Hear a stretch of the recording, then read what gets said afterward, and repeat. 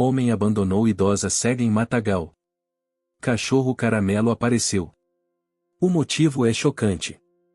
Na beira de um matagal isolado, em um canto esquecido do interior do Brasil, uma senhora cega foi encontrada sentada sozinha, coberta de folhas secas, os pés descalços e o rosto marcado pela poeira do chão. Ela não conseguia dizer onde estava, nem como tinha ido parar ali. Ao lado dela, imóvel, atento, estava um cachorro caramelo com o olhar fixo em quem se aproximava, como se dissesse: "Não chegue perto sem explicar o que está acontecendo aqui." O que parecia apenas um resgate comovente logo virou o assunto mais falado da comunidade, se não apenas por causa da idosa. O verdadeiro mistério estava em quem a deixou ali. O homem que todos acreditavam ser seu cuidador havia desaparecido sem dar explicações. E conforme a história foi se desenrolando, surgiram segredos, conexões do passado e revelações que ninguém poderia imaginar. Curte esse tipo de história? Então já deixa o like, comenta aqui de onde você está assistindo e se inscreve no canal para não perder os próximos capítulos. Essa história é só o começo de algo muito maior.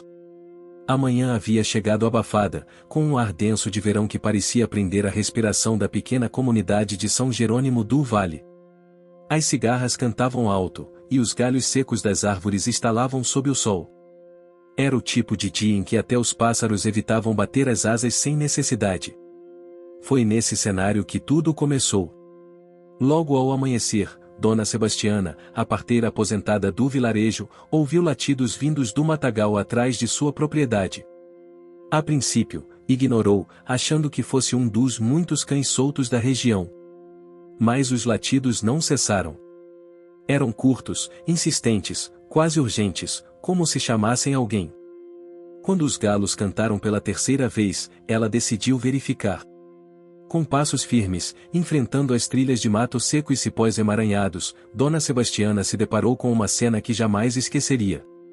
Ali, sentada sobre uma manta encardida, com o rosto voltado para o nada e a roupa manchada de terra, estava uma mulher idosa. Seus cabelos brancos emaranhados se confundiam com as folhas ao redor, e seus olhos vagavam sem direção, cegos. Ao seu lado, um cachorro caramelo, de pelo empoeirado e olhar penetrante, vigiava atento. A mulher não falava. Apenas segurava uma pequena bolsa contra o peito. E o cachorro, e ele não permitia que ninguém se aproximasse demais. Nem mesmo Dona Sebastiana. Naquele instante, a vila inteira começou a mudar. Na igreja do centro, enquanto a notícia se espalhava, surgiam perguntas que ninguém sabia responder. Quem era aquela senhora? Como tinha ido parar ali? E por que estava sozinha? A única certeza era a presença constante e feroz do cachorro caramelo, que mais tarde recebeu o nome de Valente. Valente não era um cachorro qualquer. Havia algo nele, algo que muitos na vila chamavam de inteligência de gente. Ele parecia entender quando alguém se aproximava com boas intenções e principalmente quando não. Foi assim que, mesmo sem saber falar, Valente começou a proteger a idosa com mais coragem que muito ser humano. Dona Sebastiana, com a ajuda da paróquia, levou a mulher para a antiga casa paroquial, onde os voluntários ofereciam abrigo e cuidados a quem precisava. Foi lá que descobriram que a mulher se chamava Maria Aparecida, embora ela mal conseguisse dizer mais do que isso. Estava desidratada, com sinais de confusão mental, e aparentemente havia passado a noite inteira ao relento. E o mais perturbador, ela dizia que havia sido levada para passear por um homem que não voltou para buscá-la. Um homem que se dizia seu parente, talvez filho, talvez sobrinho. Ninguém tinha certeza. Dona Sebastiana, com olhos treinados de quem já viu o mundo demais, murmurou: "Tem coisa aí que não tá cheirando bem." Enquanto isso, Valente não desgrudava da porta da casa paroquial. Quando o deixavam entrar, deitava próximo aos pés de Maria Aparecida, como se entendesse que sua presença era o que a mantinha calma. E, curiosamente, foi com ele por perto que ela começou a falar mais. Ele disse que eu era um estorvo, sussurrou Maria uma tarde, acariciando o pescoço do cachorro. Mas esse aqui e esse aqui ficou. A frase ecoou entre os presentes como um tapa silencioso. Na vila, as fofocas começaram a ferver. Uma das vizinhas mais falantes, Dona Leontina, jurava que o homem que levava Maria ao mercado toda semana havia sumido desde a noite anterior ao incidente. Disse ainda que o carro dele foi visto saindo em direção à estrada de terra que levava ao matagal, tarde da noite, sem faróis. Eu vi, com esses olhos que a terra há de comer, disse, batendo no peito. Não era passeio coisa nenhuma. Era coisa errada. Mas ninguém sabia o nome do homem. Apenas que ele vinha de fora e dizia ter laços com Maria. Não havia registro, nem parentes conhecidos na cidade. Apenas aparições esporádicas e um silêncio que agora parecia muito suspeito. Valente começou a se destacar. Onde Maria ia, ele ia. Quando alguém tentava afastá-lo, ele se mantinha firme, mas sem agressividade. Era como se tivesse assumido a missão de protegê-la. E quanto mais se aproximavam da verdade, mais clara se tornava a sua importância. Certo dia, na varanda da paróquia, enquanto Maria recebia a visita de uma assistente social, Valente se levantou repentinamente e correu até o antigo armazém abandonado da vila. Os moradores, assustados, o seguiram. Lá dentro, sob uma pilha de lonas e caixas, encontraram um pequeno baú de madeira, estrancado. Quando abriram, descobriram um caderno de anotações com letras tremidas e uma fotografia antiga. Nela, Maria aparecia jovem, ao lado de um homem desconhecido e que muitos juraram ter semelhança com o aparente o que a levava ao mercado. O baú foi entregue à paróquia, e Maria, com lágrimas nos olhos, tocou a foto. Meu irmão, em onde você foi parar? Foi a primeira vez que ela mencionou alguém de seu passado com tanta certeza. E também a primeira vez que demonstrou emoção ao ver algo material. A história se espalhou além dos limites da vila. Repórteres começaram a visitar São Jerônimo do Vale, curiosos com o cão que salvou a idosa. Mas ali, no meio de toda aquela atenção, Valente se manteve o mesmo, fiel, vigilante, silencioso. Ninguém ainda sabia o real motivo de Maria ter sido deixada naquele matagal. Mas todos começaram a perceber que Valente tinha mais a dizer do que qualquer um. Com cada olhar, com cada passo, ele guiava Maria, e a todos ao seu redor, por um caminho de reconstrução. E na simplicidade de um cachorro de rua, sem dono, sem raça definida, sem pedigree, mas cheio de alma, havia mais humanidade do que em muitas pessoas que cruzavam aquela estrada poeirenta. Nos dias que se seguiram, Maria Aparecida passou a apresentar sinais de inquietação. Seu semblante antes sereno se tornava mais tenso a cada amanhecer, e os voluntários da casa paroquial notavam que, mesmo sem ver, ela parecia sentir algo mudando ao seu redor. Valente, por sua vez, não arredava o pé. Dormia próximo à porta do quarto dela e só saía para beber água ou comer quando Maria o encorajava com carinho. Foi numa dessas manhãs que algo curioso aconteceu. Dona Sebastiana, como de costume, chegou com seu bule de café e a cestinha de pão de queijo. Ao entrar no quarto de Maria, sentiu um cheiro que não pertencia àquele lugar. Não era cheiro de mofo, nem de ervas da paróquia. Era perfume. Um perfume forte, adocicado, com notas de baunilha e jasmim, coisa que já não se usava mais há tempos. Maria, sentada na beirada da cama, franziu o nariz e murmurou: "Ele esteve aqui." Dona Sebastiana se assustou. "Quem, minha filha?" "O homem do perfume." Naquela mesma tarde, o padre da vila foi chamado para conversar com Maria. Sentaram-se sob a sombra de um pé de manga, enquanto Valente repousava aos pés da cadeira. Maria, com a voz baixa, contou que aquele perfume era usado por alguém que ela conhecera quando ainda enxergava.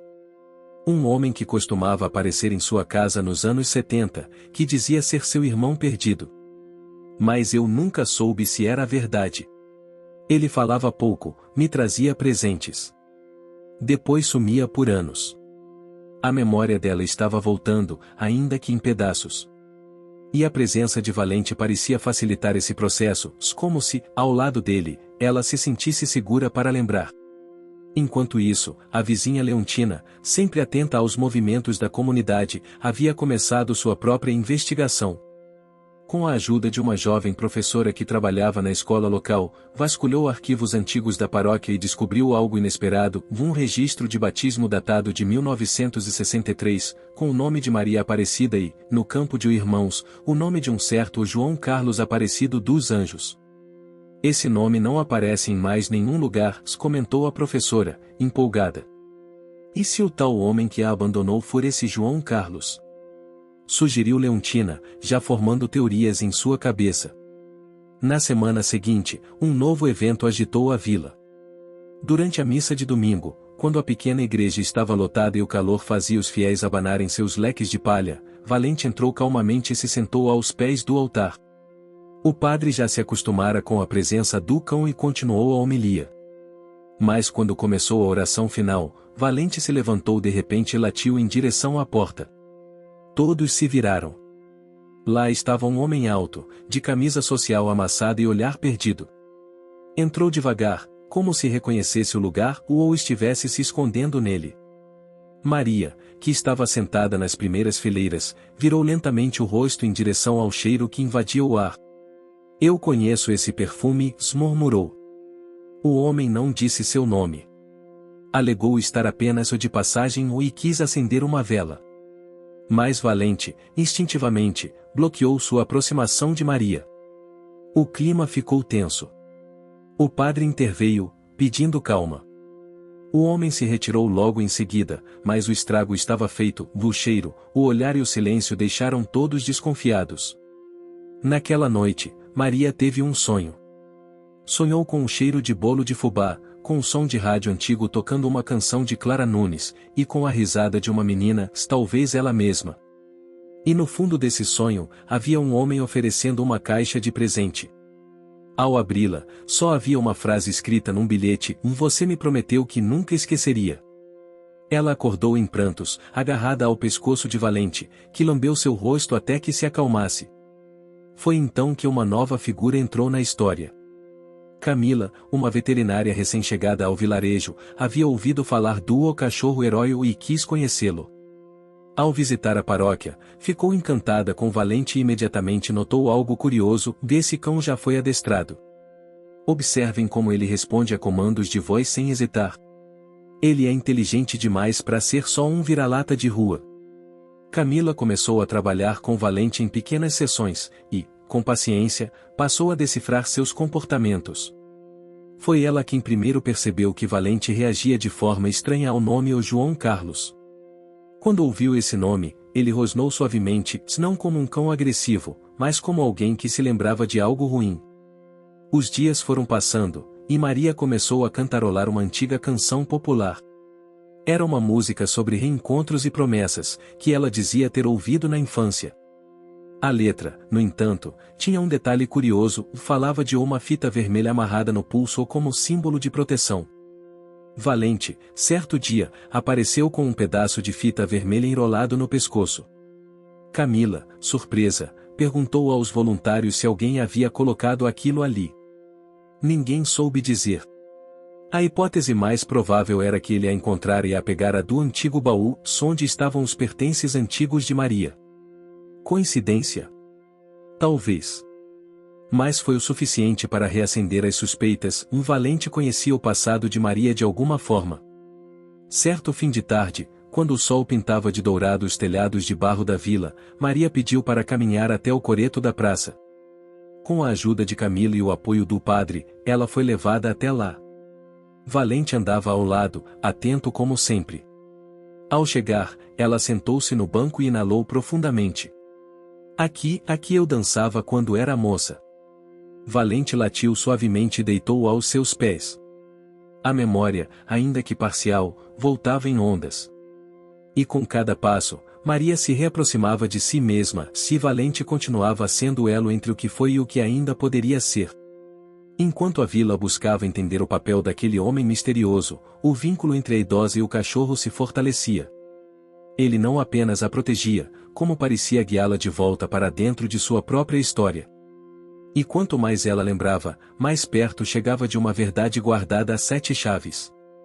Mas ainda havia perguntas sem resposta. Quem realmente era João Carlos? E o que o ligava a Maria, se a Valente? Era uma manhã cinzenta quando o silêncio da vila foi quebrado pelo som das rodas de uma carroça arrastando-se pela rua de barro.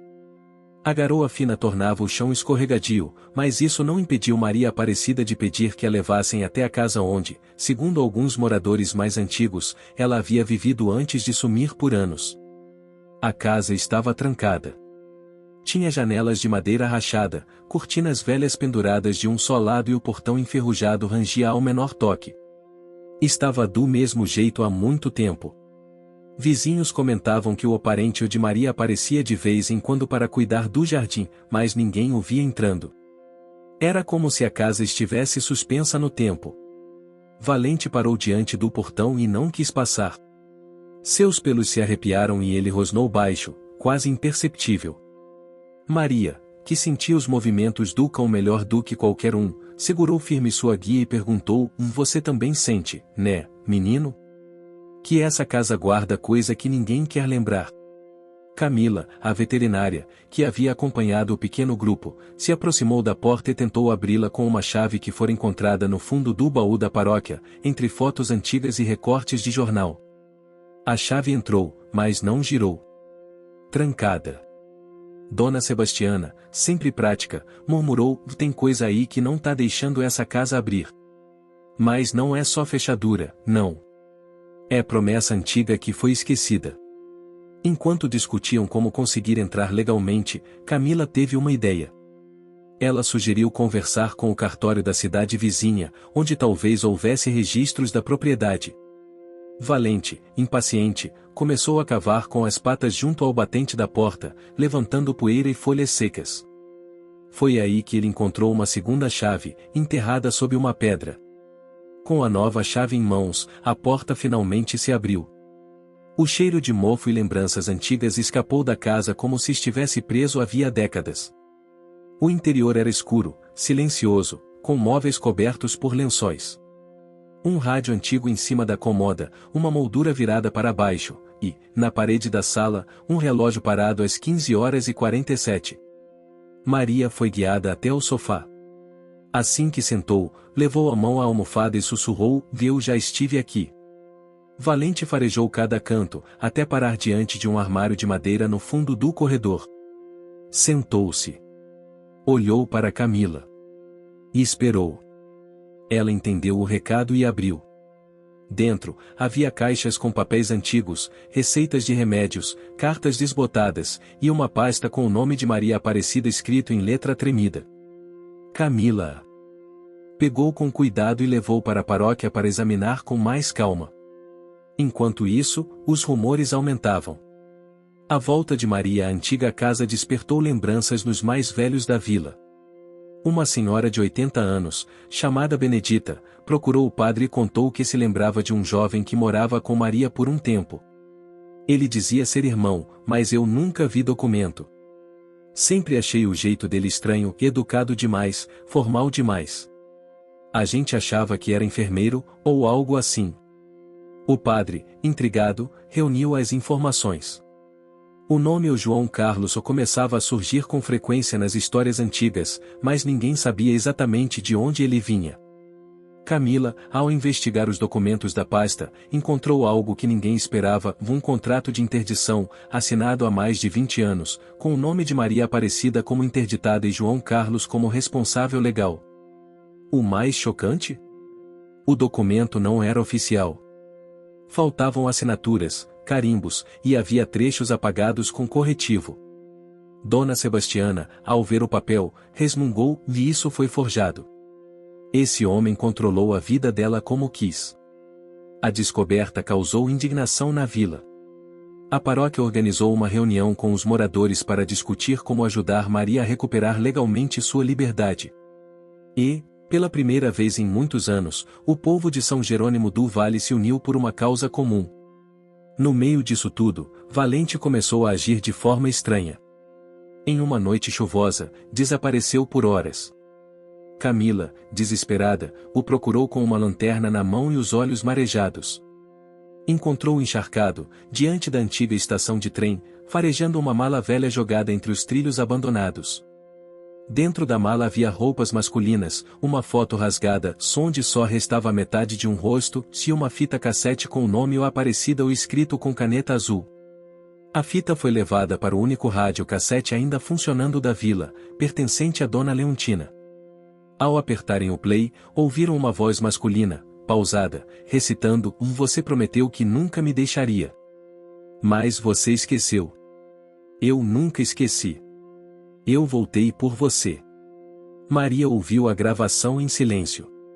Depois, segurando firme a pata de Valente, murmurou: Eu nunca prometi isso. No dia seguinte, o homem que havia aparecido na igreja foi visto novamente na vila. Estava parado na praça, como se esperasse por alguém. Ao perceber Valente vindo à distância, recuou. Mas Valente não avançou. Apenas o olhou fixamente. Camila, vendo a tensão, caminhou até ele e perguntou: Você é João Carlos? O homem hesitou.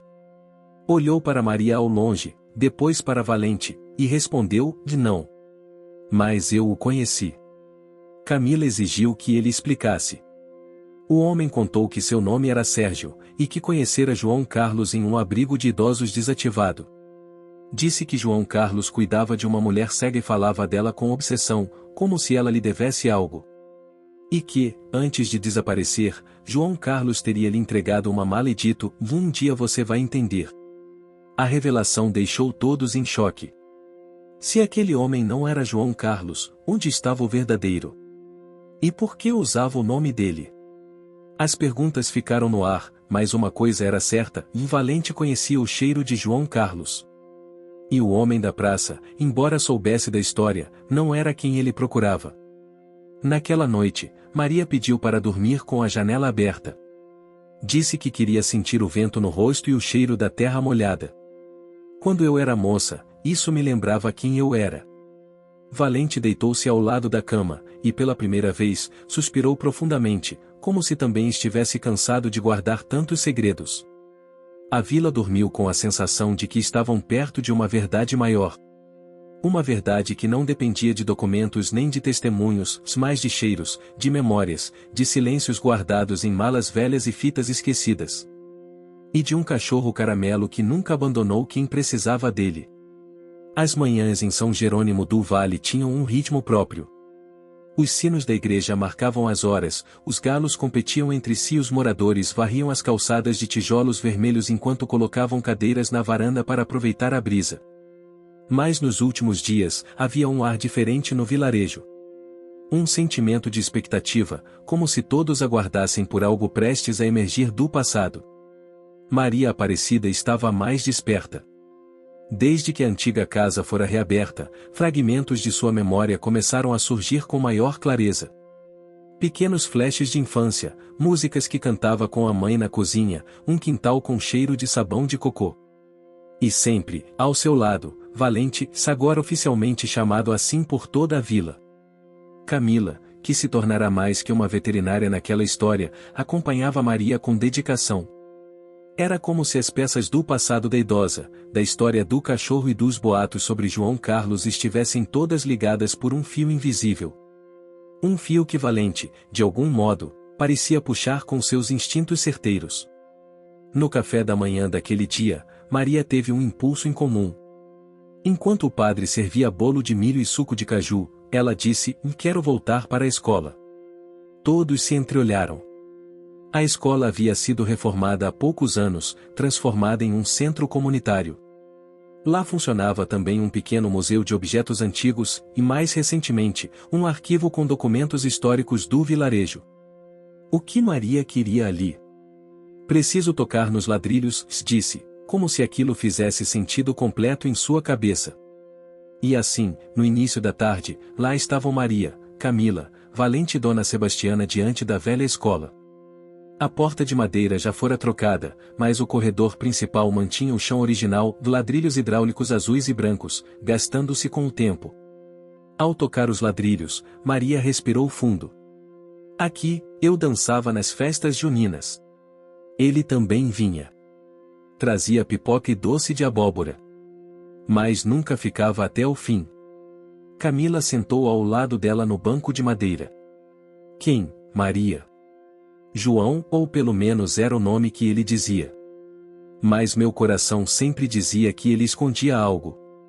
Enquanto conversavam, Valente farejou uma das salas e parou diante de um armário.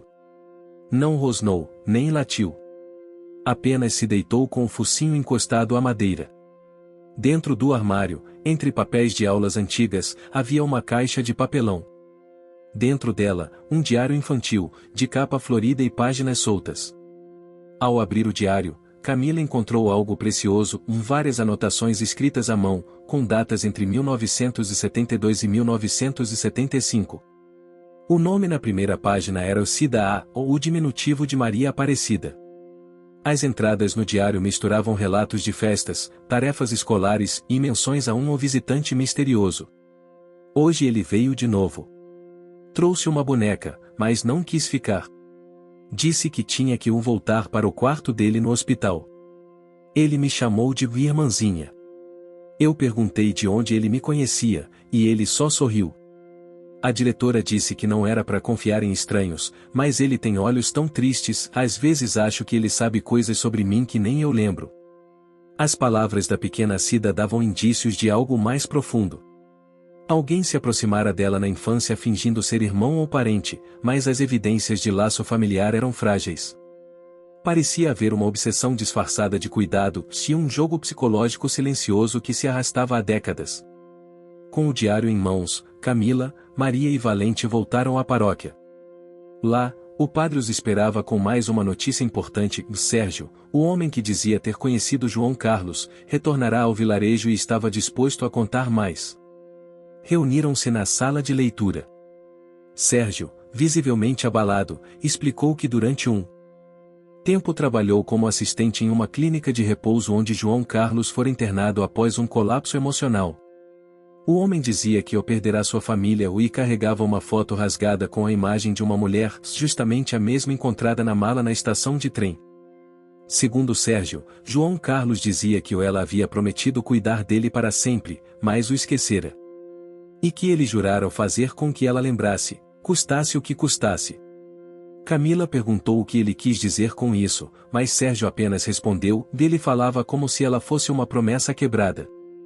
Como se ela devesse algo que nunca existiu. As peças começaram a se encaixar. João Carlos, ao que tudo indicava, não era irmão de Maria.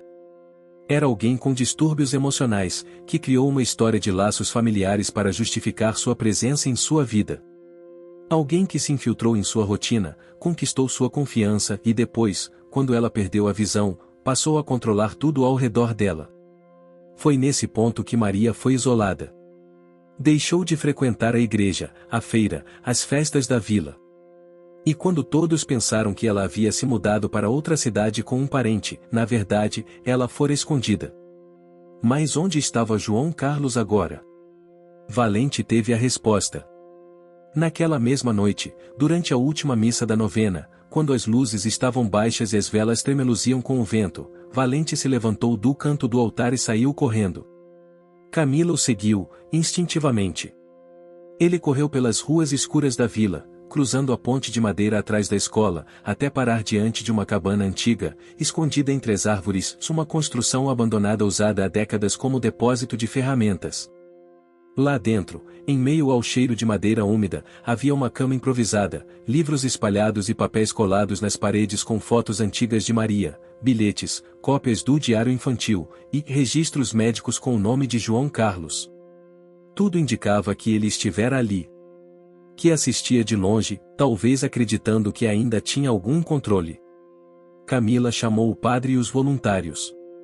Nenhum sinal de João Carlos. Mas deixaram tudo intocado e chamaram as autoridades locais, que agora tomavam o caso como um caso de saúde mental e abandono, não como crime. Nos dias seguintes, Maria foi levada de volta à sua antiga casa. Aos poucos, começou a reorganizá-la com a ajuda da comunidade.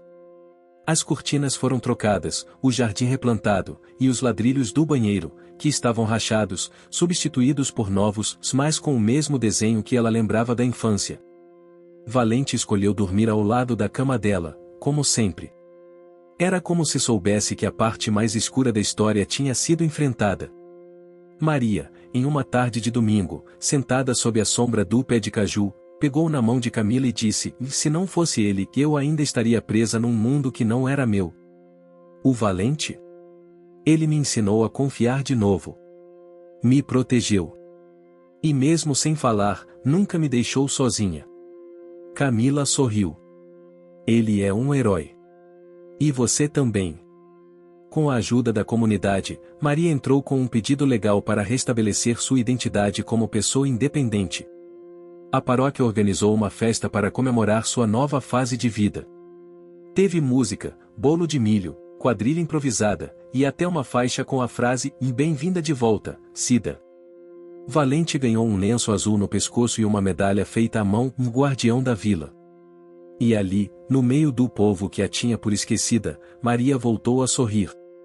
Cantou, dançou sentada, e segurou Valente pela guia como se dissesse: vá agora, vamos caminhar juntos. A festa de boas-vindas para Maria Aparecida foi um marco em São Jerônimo do Vale.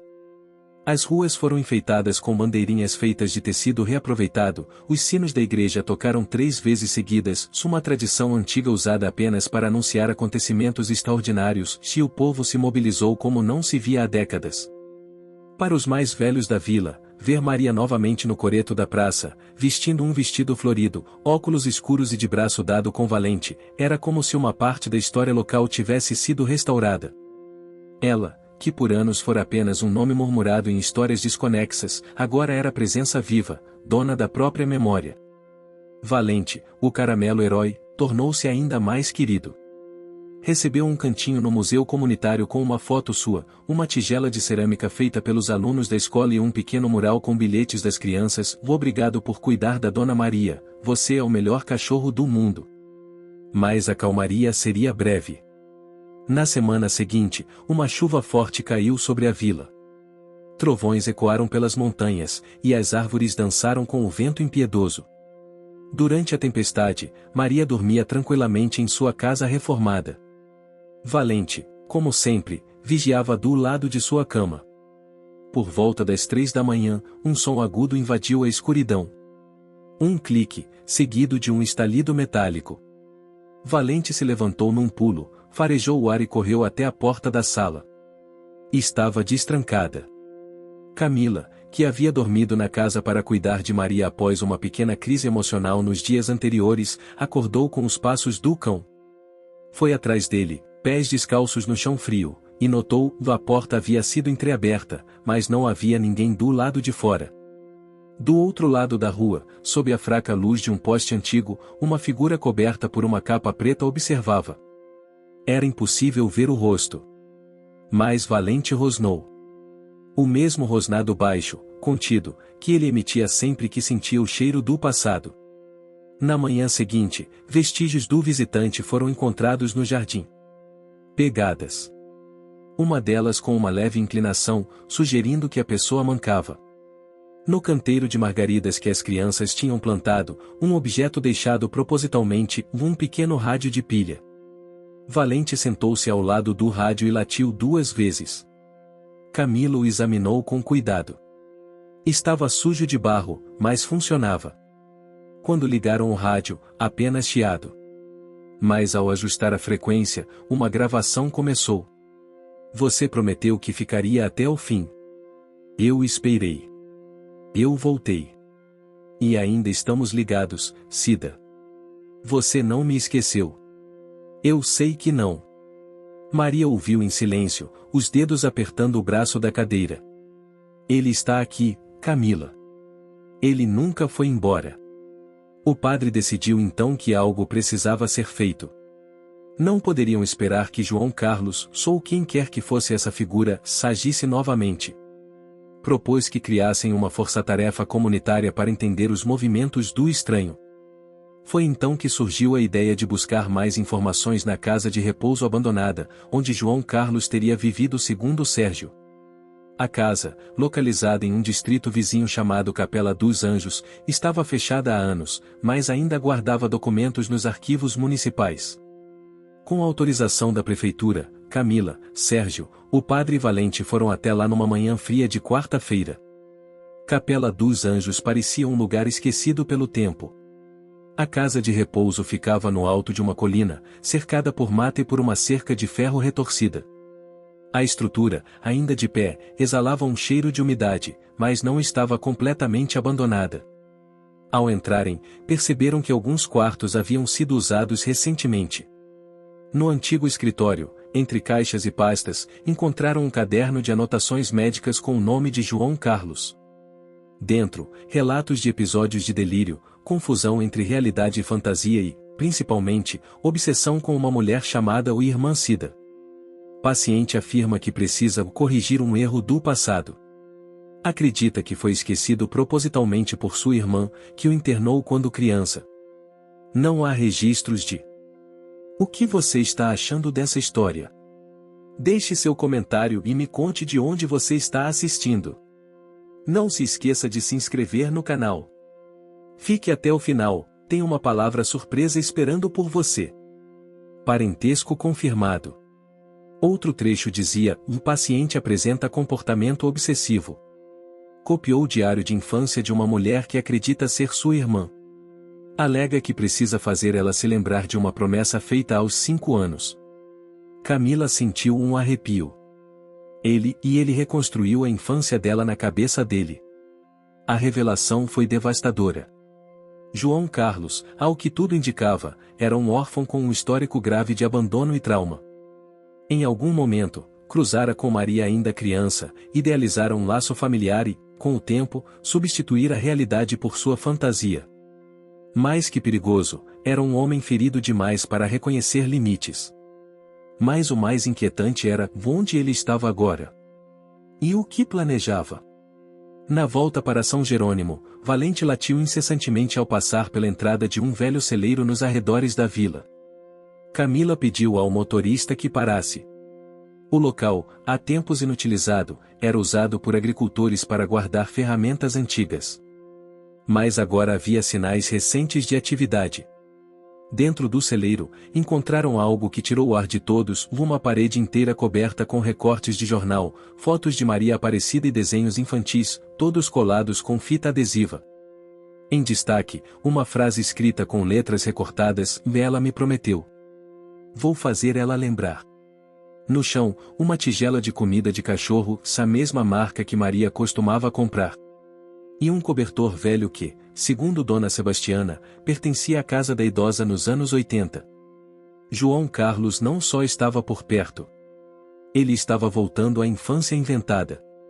Diante disso, o padre convocou uma reunião emergencial. A vila inteira apareceu. As discussões foram acaloradas, alguns temiam pela segurança de Maria, outros queriam chamar a televisão para denunciar o caso. Mas Camila propôs algo mais sensível: João Carlos não está tentando fazer mal. Ele está tentando voltar. Precisamos acolher, não confrontar. Maria, com a voz firme, pediu a palavra. Eu quero falar com ele. Onde quer que ele esteja, eu preciso dizer que não foi culpa minha. Que ele pode parar de procurar porque eu me lembro. E me perdoo. Valente, como se entendesse tudo, se aproximou e encostou o focinho na mão dela. No dia seguinte, com a ajuda de Camila e do padre, Maria gravou uma mensagem em áudio. João Carlos, se você ainda está ouvindo, eu lembro de você. Lembro da criança triste que veio com medo. Não éramos irmãos de sangue, mas talvez fossemos de alma. Eu te perdoo. Pode descansar agora. Eu tô bem. Você também vai ficar.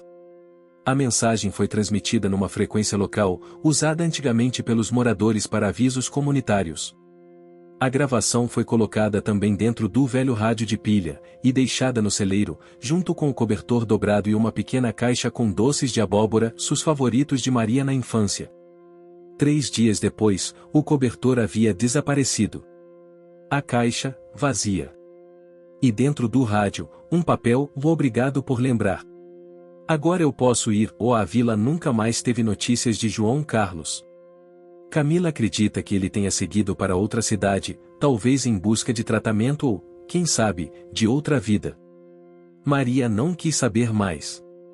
Ela dizia que algumas lembranças não precisam de rostos, só de paz. Valente voltou a correr tranquilo pelas ruas, sempre parando diante da antiga escola e olhando para os ladrilhos com respeito. Ele continuava atento, como se ainda guardasse algo, mas agora, com os olhos mais leves, como quem cumpriu sua missão. O tempo parecia ter mudado em São Jerônimo do Vale. Não era apenas o clima mais ameno das manhãs ou o céu limpo de nuvens, havia um sentimento diferente no ar, como se a vila inteira respirasse com mais tranquilidade. As pessoas sorriam mais. As crianças brincavam mais tempo na rua.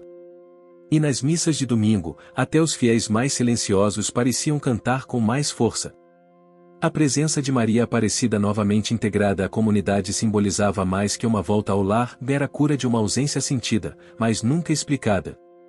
Valente, agora tratado com respeito quase cerimonial por todos, seguia como um guardião silencioso, sempre ao lado de Maria, guiando-a nas caminhadas diárias, ajudando-a a reconhecer caminhos com seus instintos e protegendo-a como se soubesse que ali, naquele vínculo, existia algo maior que qualquer história. Foi em um desses passeios matinais que tudo começou a se transformar novamente. Maria costumava caminhar até a praça central todas as terças-feiras pela manhã. Era um hábito antigo, que retomara após sua volta. Ela se sentava sempre no mesmo banco, o terceiro à esquerda da fonte, onde o sol batia com suavidade e o cheiro de jasmim se misturava com o aroma do café do bar do Zeca. Valente deitava-se aos seus pés, cabeça erguida, atento a cada som, cada movimento. Até que, numa dessas manhãs, Maria sentiu um leve arrepio. Ela não via, mas percebia. O ar ficará mais denso, e Valente se enrijeceu. Ela virou o rosto, instintivamente.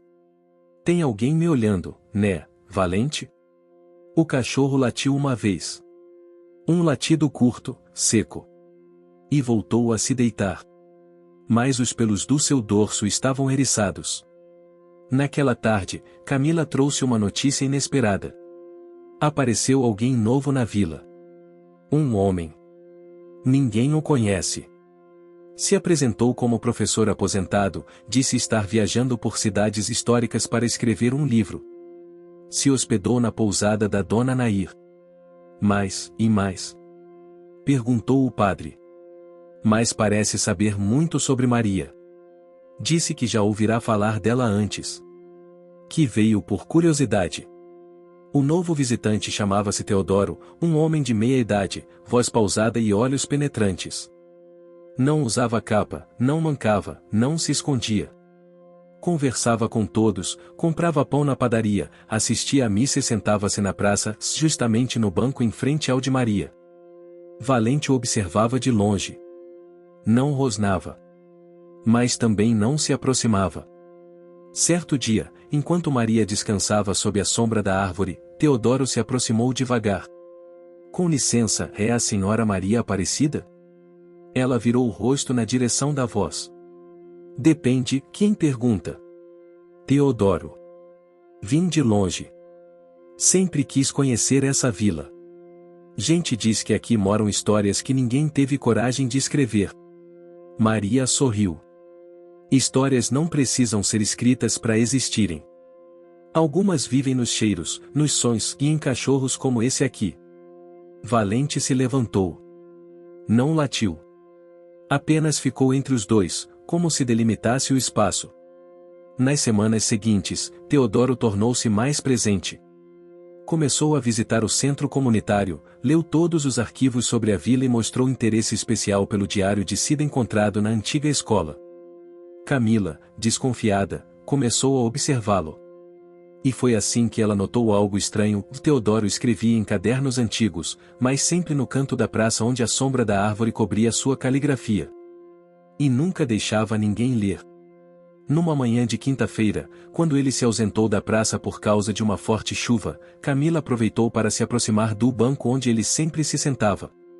Encontrou um papel amassado preso sob a madeira, provavelmente esquecido. Ao abri-lo, seus olhos se arregalaram. Ela ainda não lembra de mim. Mas eu me lembro de cada palavra dela. Camila levou o papel à paróquia. Mostrou ao padre e à dona Sebastiana. O temor voltou a rondar a vila. Estariam, novamente, sendo observados por alguém do passado? Valente, ao ser levado ao quarto de Teodoro na pousada, farejou tudo com intensidade. Parou diante de uma mala aberta. Dentro, roupas comuns, mas também fotos antigas da vila, algumas tiradas de ângulos que só alguém íntimo do lugar conheceria. Na mesma noite, Camila resolveu confrontar o homem. Teodoro. Quem é você, de verdade? Ele a encarou com firmeza, mas sem agressividade. Alguém que precisa entender o que viveu. Alguém que não foi ouvido quando tentou contar sua verdade. Você conhece o João Carlos? Eu fui João Carlos, por um tempo. Mas esse nome não era meu. Era o nome de quem me salvou quando eu era pequeno. E também de quem me esqueceu. A revelação foi chocante. Teodoro não era João Carlos. Era um menino que crescerá com ele no abrigo. Viveram juntos por alguns anos. Quando João Carlos enlouqueceu e sumiu, Teodoro foi deixado para trás. Criado por outros, levado de cidade em cidade. Nunca teve uma família. Mas ele se lembrava da história que João contava obsessivamente. A irmã cega. A promessa. A praça. Os doces. Com o tempo, a história de João tornou-se também a dele. Como se, ao absorver aquela fantasia, Teodoro tivesse criado sua própria identidade. E agora, ao encontrar Maria, queria apenas entender se tudo aquilo era real ou apenas delírio compartilhado. Maria o ouviu em silêncio, sentada sob a árvore. Então, você não quer me ferir? Não, Dona Maria. Só queria saber se a promessa foi feita mesmo. Se alguém um dia disse que cuidaria de mim. Ela estendeu a mão. Eu não me lembro de ter feito essa promessa a você. Mas posso fazer agora. Teodoro chorou. Valente se aproximou e, dessa vez, encostou o focinho na perna do homem. Não havia mais tensão. Havia cura. Nos dias seguintes, Teodoro participou de atividades na vila. Ajudou a catalogar documentos antigos, leu histórias para as crianças da escola e até começou a escrever um livro, não sobre fantasmas do passado, mas sobre gente real. Sobre uma vila que renasceu ao lembrar. Sobre uma mulher cega que via com o coração. E sobre um cachorro caramelo que farejava verdades onde os olhos não alcançavam. Maria voltou a andar com leveza. Passou a conversar com as crianças na praça, a contar causos antigos e a ensinar receitas esquecidas de doces que aprendia com sua avó. Camila e o padre continuaram próximos, mas agora mais tranquilos, como quem observa um jardim florir depois de uma tempestade longa. Valente? Ele ganhou mais liberdade. Passeava por toda a vila, visitava as casas, comia ração em 4 lugares diferentes e dormia sempre onde mais precisava ser útil. Mas nunca deixava de passar todas as tardes ao lado de Maria, no banco da praça, debaixo da sombra da árvore que agora tinha uma placa, um banco da promessa, Saqui, a memória foi devolvida. E foi assim que São Jerônimo do Vale se transformou de novo. Não por esquecer o que aconteceu, mas por lembrar com dignidade, cuidar com respeito e seguir com coragem. Maria encontrou paz. Teodoro encontrou identidade. Camila descobriu sua força. E Valente, Valente seguiu sendo o herói silencioso de uma vila que aprendeu a escutar os latidos do destino. As manhãs em São Jerônimo do Vale haviam adquirido um novo ritmo. Já não era apenas o canto do galo e o tilintar dos sinos que marcavam o despertar da vila. Era também o barulho das risadas vindas do centro comunitário, os passos firmes de Maria Aparecida pelas calçadas, conduzida fielmente por Valente, e a expectativa sussurrada nos becos e varandas: o que será que vai acontecer agora? Depois de tudo que a vila enfrentará, os segredos do passado, os fantasmas da memória, o reaparecimento de Teodoro e a reconexão com as verdades esquecidas, o povo estava mais unido do que nunca. Mas havia algo no ar. Uma inquietação suave, como a respiração contida de quem espera a última peça do quebra-cabeça. E essa peça viria de onde menos se esperava. Na parede externa do antigo sobrado onde Maria viveu a infância, surgiram sinais de umidade. Camila, sempre atenta, chamou um pedreiro de confiança para examinar a estrutura. Durante a reforma, o homem percebeu algo estranho, uma parte da parede soava oca. Dona Camila, tem coisa aqui dentro, viu? Intrigada, ela pediu que ele abrisse com cuidado. Atrás dos tijolos úmidos, encontraram um compartimento escondido, selado por tábuas de madeira muito antigas. Dentro, uma caixa de metal com tranca enferrujada. Quando finalmente a abriram, ficaram em silêncio. A caixa continha cartas. Muitas cartas. Todas endereçadas a uma única pessoa e Aparecida Lima. E assinadas com o mesmo nome, J.C. Camila levou a caixa até Maria, que, ao tocar o papel envelhecido, sentiu um calafrio. Essas letras, e são dele. João Carlos. Ele escreveu para mim e nunca mandou.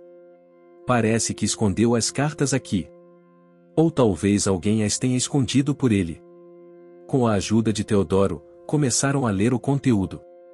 As cartas iam de 1978 a 1986. Eram confusas, emocionadas, repetitivas. Em muitas, João pedia perdão. Em outras, insistia em detalhes da infância compartilhada, alguns verdadeiros, outros claramente fabricados. Uma, porém, chamou a atenção: hoje, consegui falar com seu vizinho. Disse que você ainda está naquela casa. Que agora anda menos, fala pouco. Eu queria entrar, mas ele me olhou como se eu fosse um ladrão. Talvez eu tenha me tornado um. Roubei o tempo, as lembranças, e mais ainda espero que um dia você leia tudo isso e entenda. Eu não queria que fosse assim. Eu só queria voltar a ser criança com você. Maria, ao ouvir essa carta, se emocionou profundamente. Havia tristeza nas palavras, mas também uma angústia que ela reconhecia e a solidão extrema. Ele estava perdido, Camila. Mais do que eu imaginava. Teodoro sentou-se ao lado dela, quieto. Ele te amava de um jeito desajeitado. Eu só queria entender por que ele escolheu você para essa fantasia. Maria sorriu com melancolia. Talvez porque eu fosse a única a olhar para ele sem medo na infância. Às vezes, isso basta para alguém se agarrar numa esperança. A descoberta das cartas abalou a vila. Alguns moradores se lembraram vagamente de um moço estranho ou que aparecia nas redondezas da casa, mas nunca souberam seu nome. Outros começaram a se questionar: será que fizeram o suficiente? Ou fecharam os olhos porque era mais fácil? No coreto, reuniram-se para uma assembleia popular. E ali, entre pastores, padres, professores e artesãos, surgiu uma ideia que mudaria os rumos da vila mais uma vez e transformar a Casa de Maria num espaço cultural aberto à memória, à escuta e à verdade. Nas semanas seguintes, a vila inteira se mobilizou. O velho sobrado foi reformado com delicadeza. As paredes, antes trincadas, ganharam cores suaves. A sala principal virou uma biblioteca comunitária. O quarto onde Maria dormia tornou-se uma sala de meditação. O jardim, antes coberto de mato, virou um reduto de flores nativas e bancos de madeira. E no antigo quarto de despejo, onde estavam as cartas escondidas, montaram uma exposição permanente chamada "O que as paredes escondem", de memórias que salvam. Enquanto isso, Valente seguia com seu papel silencioso, mas fundamental.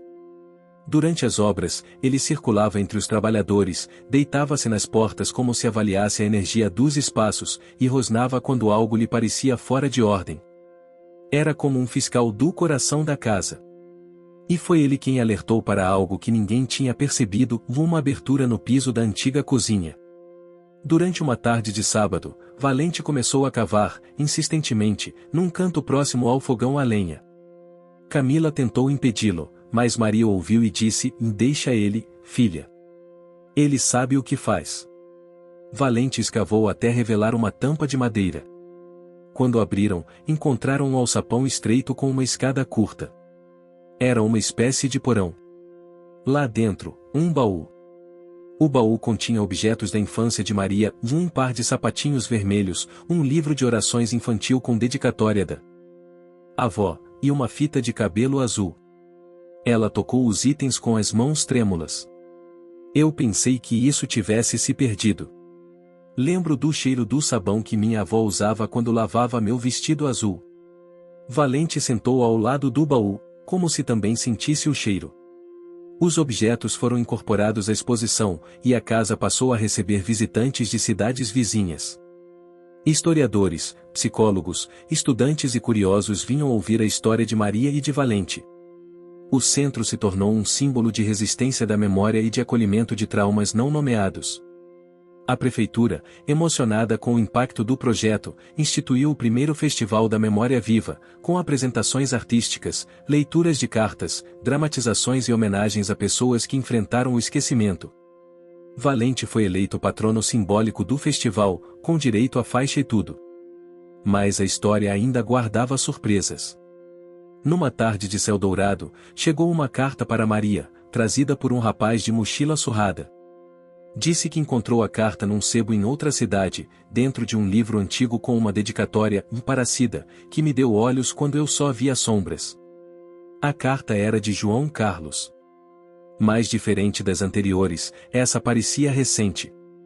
O papel não estava amarelado. A caligrafia, menos trêmula. Cida, se você está lendo isso, então o tempo fez o que eu não consegui, te devolver a vida sem mim. E isso é bom. Você não me deve mais nada. Prometi que faria você lembrar, mas entendi, por fim, que esquecer foi sua forma de sobreviver. Obrigado por ter existido na minha fantasia. E por ter sido real o suficiente para me fazer acreditar que era amado, ainda que só na minha cabeça. Adeus, J. Camila segurou Maria pela mão. A idosa sorriu, olhos marejados. Agora sim que eu posso lembrar sem dor. Valente, ao ouvir a voz suave de Maria, deitou-se nos pés dela, com um suspiro pesado. Como se também estivesse encerrando um ciclo. Na noite do festival, a vila se encheu de luzes. Fogueiras foram acesas, crianças recitaram poesias e uma banda de sanfona tocou modas antigas. Maria subiu ao palco montado no coreto. Camila a acompanhava, e Valente a seguia como sempre. O público aplaudiu de pé. Maria levantou o rosto para o céu escuro salpicado de estrelas e disse: Hoje, eu não sou só uma senhora que voltou. Sou uma casa que foi reconstruída. Tijolo por tijolo. Memória por memória. E tudo isso começou com um cachorro caramelo que me ouviu quando ninguém mais escutava. As pessoas se emocionaram. A vila inteira chorou junto. Teodoro, agora mais calmo, mais pleno, assistia da plateia. Em suas mãos, o rascunho final do seu livro, O Ladrilho que Lembra, vai a história de Valente e a vila que esqueceu de esquecer. E assim, o velho sobrado tornou-se símbolo de um novo tempo. Onde paredes não escondem mais silêncios. Onde cachorros guiam com o coração. Onde mulheres voltam a enxergar com a alma. E onde, mais importante do que lembrar o passado, é orá-lo com verdade e amor. Valente, nos dias que seguiram, continuou fazendo seu trajeto. Mas agora, além da casa de Maria, ele também passava todos os dias na escola, na praça e na frente do coreto, onde, de tempos em tempos, parava e olhava para o céu. Como se dissesse, pode deixar. Tá tudo certo agora. A primavera chegava a São Jerônimo do Vale como uma promessa de renovação. As flores que decoravam o jardim da antiga casa de Maria Aparecida estavam mais vivas do que nunca, e a vila se enchia de cores, aromas e sorrisos. O Festival da Memória Viva tinha sido um sucesso sem precedentes, trazendo não apenas visitantes, mas também um sentimento coletivo de pertencimento e cura. Para Valente, o cachorro caramelo que agora era mais que um guardião, cada manhã significava uma nova missão. A vila toda parecia estar em harmonia, e ele sentia isso no ar, no toque das folhas, no cheiro da terra molhada após a chuva. Na manhã seguinte ao festival, Maria Aparecida acordou com uma sensação de inquietação boa. Havia um desejo profundo de retomar antigos hábitos que ela havia abandonado durante os anos de silêncio e isolamento. Valente, disse ela, segurando a coleira do cachorro, hoje vamos visitar o sítio onde minha avó me ensinava a colher ervas para chá. Quero voltar às minhas raízes. Valente abanou o rabo e seguiu-a animado, farejando o caminho com mais entusiasmo do que o costume. A estrada de terra vermelha que levava ao sítio era rodeada por grandes eucaliptos e árvores nativas que lançavam sombras frescas no chão quente. Quando chegaram ao sítio, Maria abriu lentamente o portão enferrujado, e uma onda de lembranças veio junto com o cheiro de mato verde e terra úmida. Aqui foi onde tudo começou para mim, disse ela, tocando a madeira áspera da cerca. Valente explorou o terreno, correndo atrás de borboletas e farejando os arbustos, enquanto Maria começava a colher algumas folhas de erva cidreira, hortelã e camomila, guiada pelo tato e pela memória sensorial. Durante aquele dia, Maria falou muito com Valente. Contou histórias de sua avó, das festas antigas da vila, dos momentos em que aprendeu a fazer doces caseiros e de como a comunidade se apoiava em tempos difíceis. Valente parecia entender tudo. Ele se aproximava, lambia a mão de Maria e ficava atento a cada palavra, como um aluno dedicado.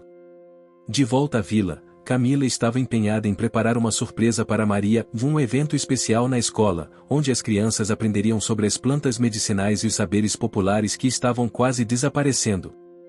Ela convidou um grupo de idosos para compartilhar suas histórias e práticas antigas, incentivando a troca intergeracional. Enquanto isso, Teodoro, agora integrado à vila, trabalhava no seu livro com uma nova motivação e não mais um registro de dor e solidão, mas um testemunho de esperança, de recomeços e de vínculos que a vida e o amor podem reconstruir. Ele visitava Maria frequentemente, aprendendo com suas palavras e ajudando-a a transcrever suas memórias para o novo projeto da vila. No entanto, nem tudo era simples. Em meio à calmaria, uma pequena tensão começava a surgir. Durante uma reunião comunitária para planejar uma nova biblioteca, um grupo de moradores mais conservadores expressou preocupação sobre a direção que o projeto estava tomando. Eles temiam que a vila se tornasse um lugar de lembranças dolorosas ou demais, esquecendo a necessidade de seguir em frente e não ficar presa ao passado. Precisamos olhar para o futuro, não ficar remoendo coisas que só trazem sofrimento, disse um dos líderes locais. Essa discordância gerou um debate caloroso, que expôs uma divisão silenciosa entre aqueles que buscavam curar feridas antigas e os que desejavam enterrar o passado para proteger a tranquilidade do presente. Maria, apesar da sua fragilidade física, tomou a palavra com firmeza: o passado não é um peso, é uma lição. Se não aprendermos com ele, estaremos condenados a repetir os mesmos erros. Valente permaneceu ao seu lado, transmitindo a força silenciosa que ela precisava naquele momento. O debate terminou sem consenso, mas com a promessa de continuar o diálogo. Camila percebeu que aquela era uma batalha que não se ganharia com palavras, mas com ações e tempo. No dia seguinte, enquanto caminhava pela vila, Valente sentiu um cheiro diferente, quase desconhecido, vindo do lado oposto da praça. Curioso, foi até lá e encontrou uma senhora idosa que estava sentada em uma cadeira de balanço na varanda da casa mais antiga da vila. Ela sorriu para o cachorro e acariciou sua cabeça com carinho. Olá, menino. Vejo que cuida bem da nossa Maria Aparecida. Valente abanou o rabo, sentindo a familiaridade da voz e da presença. A senhora se apresentou como Dona Cecília, uma das moradoras mais antigas, que havia voltado à vila após anos morando na cidade grande. Ela trouxe consigo um baú cheio de documentos, fotografias e objetos que pertenceram à família de Maria e a outros moradores da vila. Ao longo das semanas seguintes, Dona Cecília se tornou uma aliada importante para o projeto da memória. Com seu acervo, ajudou a enriquecer a biblioteca comunitária e a contar histórias que estavam desaparecendo. Mas ela também trouxe à tona velhas disputas familiares e segredos que estavam enterrados junto com os objetos antigos. Em uma tarde chuvosa, Maria e Camila foram até a casa de Dona Cecília para conversar sobre a organização do material. Entre as fotografias, encontraram uma que chamou a atenção: um grupo de pessoas sorrindo em frente à igreja da vila, entre elas, uma mulher que Maria reconheceu. Era sua mãe, jovem e cheia de vida, segurando um bebê no colo.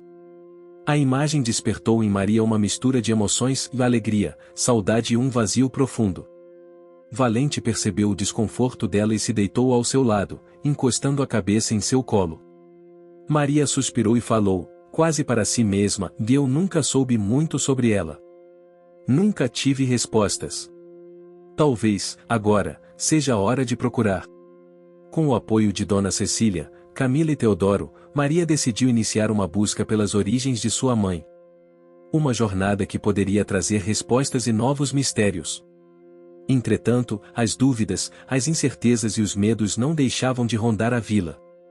Valente sentia isso também, e em suas caminhadas solitárias pelos arredores, procurava novos caminhos, novos sinais que pudessem guiá-los. Enquanto isso, o velho banco da praça continuava a ser o lugar onde histórias eram contadas e sonhos compartilhados. Ali, Valente e Maria passavam horas, sentindo o vento, ouvindo as vozes do passado e abraçando o presente com esperança. A vila de São Jerônimo do Vale estava viva. Cada pedra, cada árvore, cada rosto carregava a marca do tempo e da memória.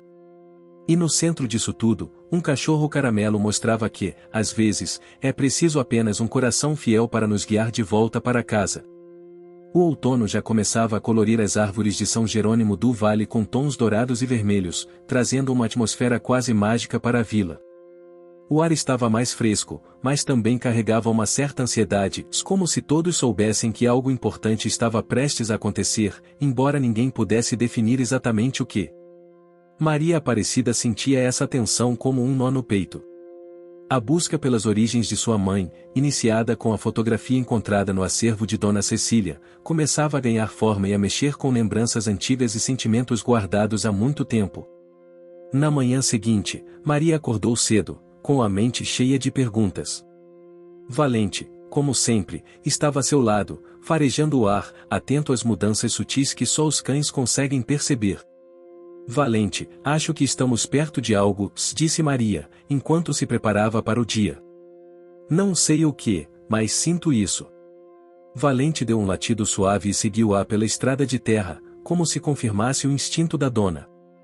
Camila havia feito contato com uma parente distante da família de Maria, que morava numa cidade próxima. Ela prometeu ajudar na busca, enviando documentos e relatos que poderiam lançar luz sobre o passado.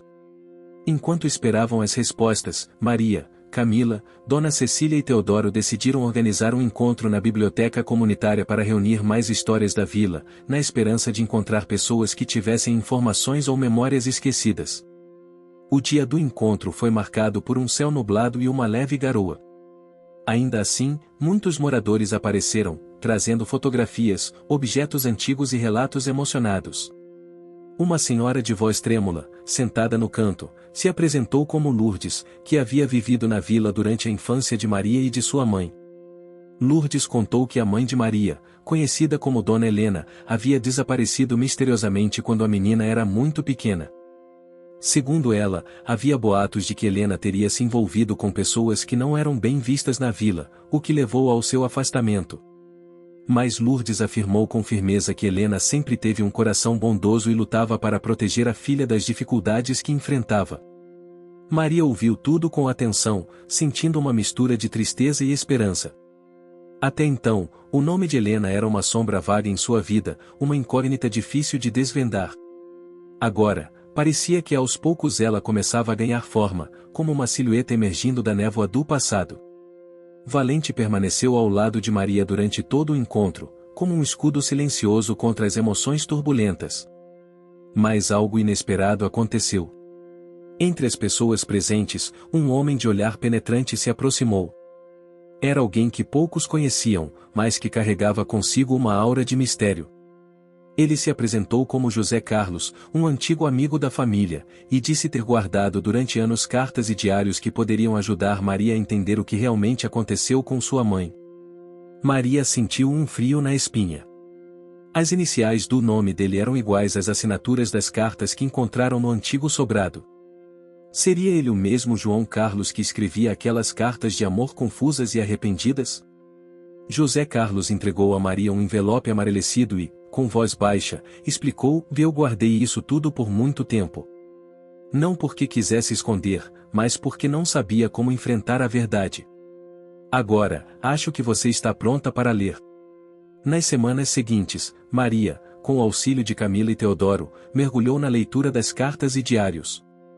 Cada página revelava não apenas a história de um amor complicado, mas também segredos da vila que jamais haviam sido mencionados em voz alta. Entre as revelações, estava um capítulo desconhecido da vida de Helena, sua luta para proteger Maria das consequências de uma grande disputa familiar, que envolvia propriedades e interesses pessoais. Helena havia se afastado para garantir a segurança da filha, mesmo que isso significasse abrir mão do próprio futuro. Essa descoberta abalou profundamente Maria, que sentiu um conflito interno entre o ressentimento pelo abandono e a gratidão pelo sacrifício. Valente, sempre sensível às emoções da dona, se aproximava nos momentos em que ela precisava de conforto, oferecendo seu corpo quente e seu olhar fiel. Enquanto isso, Camila, inspirada pela força de Maria, propôs a criação de um espaço na biblioteca dedicado às mulheres da vila que, como Helena, tinham histórias de coragem e resistência. O projeto ganhou o apoio da comunidade e logo se tornou um ponto de encontro para relatos, oficinas e debates. No entanto, o caminho da verdade não era fácil. Nem todos na vila estavam preparados para enfrentar os fantasmas do passado. Alguns preferiam manter o silêncio e preservar uma aparência de paz. Durante uma reunião na prefeitura, surgiram vozes contrárias ao projeto de Camila, que alegavam que mexer em assuntos antigos poderia dividir ainda mais a comunidade. Maria, com sua experiência e serenidade, falou em defesa da memória e da justiça. A verdadeira paz não vem do esquecimento, mas do reconhecimento e do perdão. Valente, que acompanhava cada passo da vila, continuava a ser um símbolo vivo de esperança e fidelidade. Sua presença unia os corações e mostrava que, mesmo nas noites mais escuras, a luz pode ser encontrada.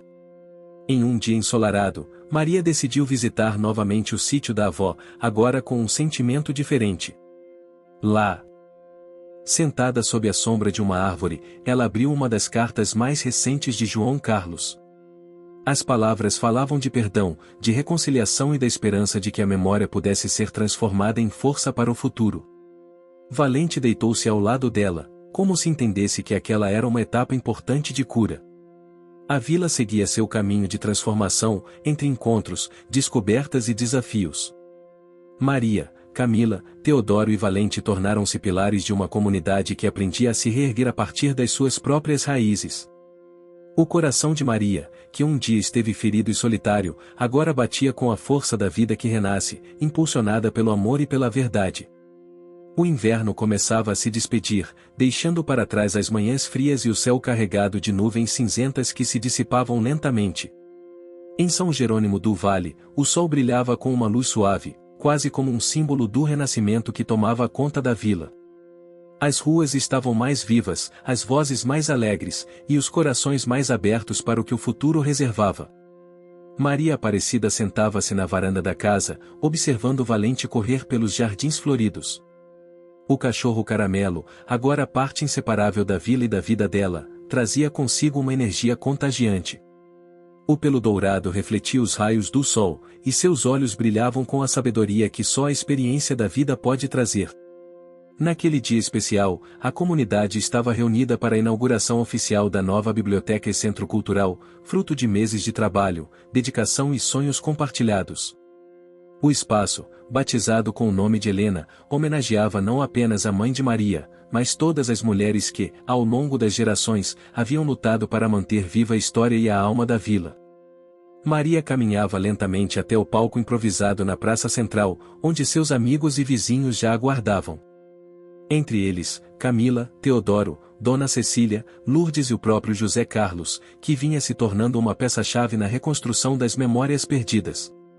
Com a voz embargada pela emoção, Maria agradeceu a todos pela coragem e pela fé que mantiveram acesa a chama da história. Ela falou sobre o poder do amor, da amizade e da solidariedade para transformar dores antigas em pontes para o futuro.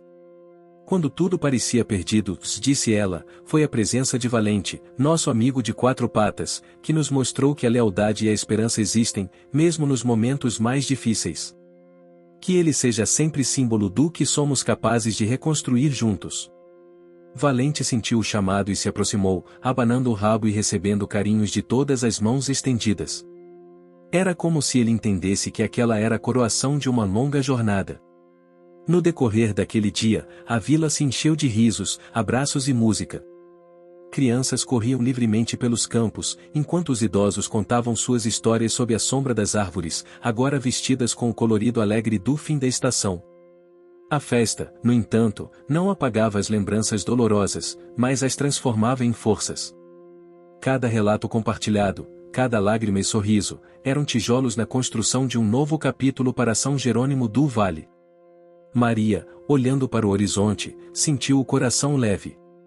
As cicatrizes do passado ainda estavam lá, mas não mais como feridas abertas, eram marcas de uma vida vivida, de desafios superados e de amores que jamais se apagariam. No silêncio da noite, já com a festa encerrada, ela caminhou até o velho banco da praça, onde tantas vezes havia refletido. Valente seguiu-a com passos tranquilos, deitando-se ao seu lado, como um guardião fiel. Você mudou minha vida, Valente, sussurrou Maria. Você me ensinou a confiar de novo, a amar e a lutar. Obrigada por nunca ter desistido de mim. Valente latiu baixinho, como se respondesse que o amor deles era um caminho que caminhariam juntos para sempre. Nos dias que se seguiram, a vila retomou seu ritmo natural, mas com uma nova energia pulsando em suas veias. O projeto da biblioteca cresceu, trazendo eventos, exposições e encontros que continuavam a aproximar gerações. Camila se destacou como líder comunitária, incentivando as crianças a aprenderem não só o valor da memória, mas também o respeito pelo meio ambiente e pelas tradições locais, como as festas de São João e o cultivo das plantas medicinais que Maria tanto valorizava. Teodoro, inspirado pela jornada de Maria, publicou o livro que se tornou um sucesso modesto, mas muito celebrado entre os moradores e visitantes. Seu trabalho era uma homenagem à força da vila e ao poder das histórias que transformam vidas. Dona Cecília, por sua vez, continuava a preservar e compartilhar o acervo histórico, agora com o apoio da comunidade, que reconhecia a importância de manter viva a memória para as futuras gerações. E no meio de tudo isso, Valente permanecia firme, uma presença constante, um símbolo de lealdade, esperança e amor incondicional. O conflito interno de Maria, entre o ressentimento e o perdão, foi sendo vencido com o tempo e com o apoio dos amigos. Ela aprendeu que perdoar não era esquecer, mas libertar-se para poder viver em paz.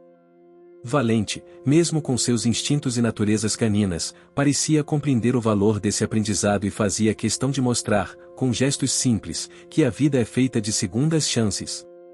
Numa manhã de sol radiante, Maria recebeu uma carta inesperada. Era de um parente distante de Helena, disposto a retomar contato e a conhecer a neta que carregava consigo o legado da avó. A carta trouxe uma mistura de emoções, mas também a certeza de que o passado, quando acolhido com coragem, pode abrir portas para novos começos.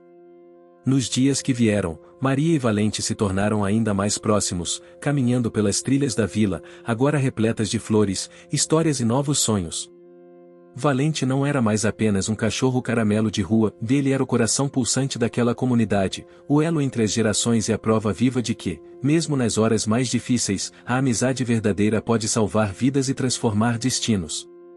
E assim, com a vila inteira olhando para um futuro cheio de esperança, Maria, Valente e todos os moradores de São Jerônimo do Vale descobriram que o verdadeiro lar está onde o amor e a memória se encontram, onde a coragem para recomeçar é sempre maior que o medo de ficar para trás. Fim.